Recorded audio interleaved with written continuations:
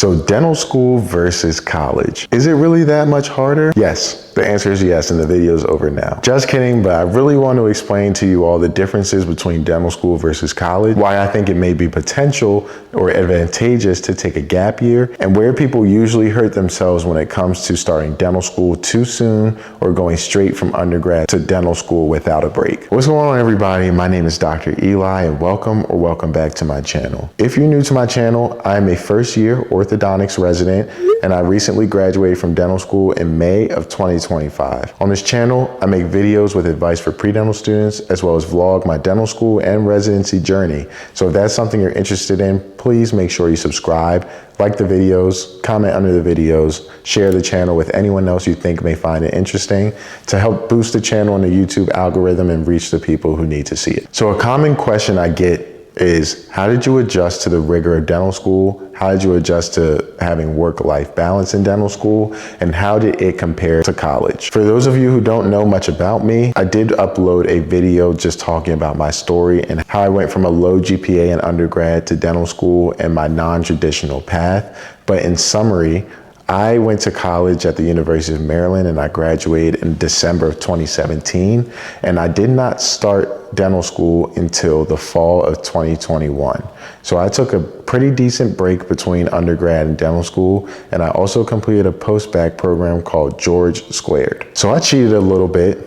I had kind of a transition from college to dental school because I did a post-bacc program. The benefit of my post-bacc program is that I was able to take classes at the medical school level, which is also the same level as dental school. So it was a little more intense than undergrad, but I wasn't taking the same volume of classes. So I had the opportunity to really hone in on my study skills and how I was going to grasp this higher level material without having to deal with so many classes at once like I would in dental school. Now, the first difference between dental school and undergrad, especially in your first year, is the number of credit hours.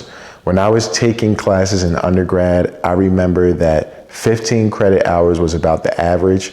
18 credit hours felt like you were swamped. 12 credit hours felt like you were just getting by. In dental school, your first semester of dental school, you're probably taking upwards of 25 credit hours, and the classes are harder. Very quickly will you learn that the same things that you did in college regarding your study habits, studying by yourself versus in a group, things like that, they don't necessarily transfer over to dental school super well. Time management when you're in dental school is extremely important.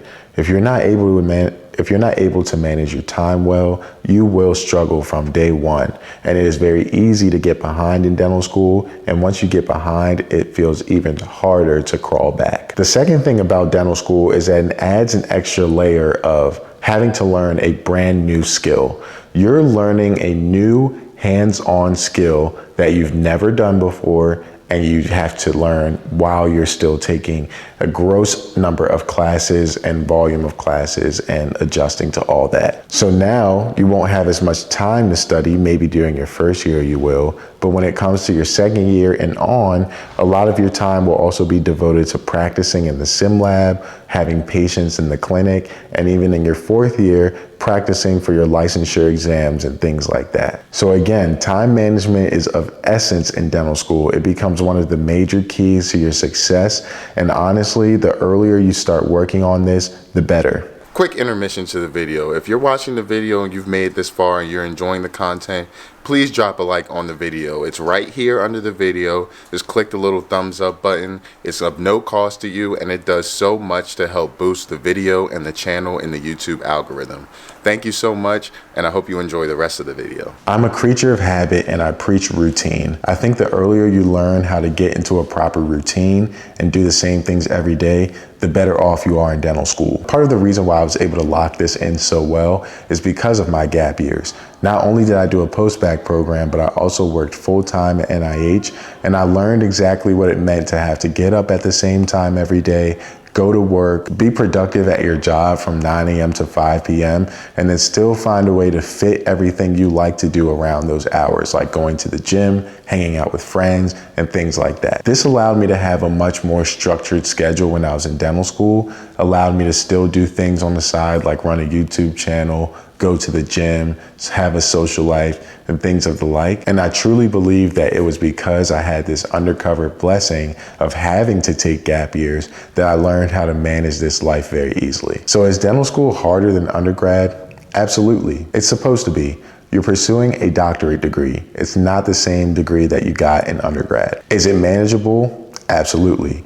I know people that did it that came straight from undergrad. I know people that did it that took many gap years. And it's really just about how mature you are and how willing you are to work and adapt to your situation. I truly think that when dental schools are looking for candidates, they are looking for people that they think can make it through their curriculum. So if you are chosen for dental school, I know imposter syndrome can hit very hard, but I promise you belong there and the school has your back. They don't like to see people fail out, whether that's for a reputation, whether that's for money, it doesn't matter. Trust when I say this, if a dental school accepts you, they want to see you finish their program.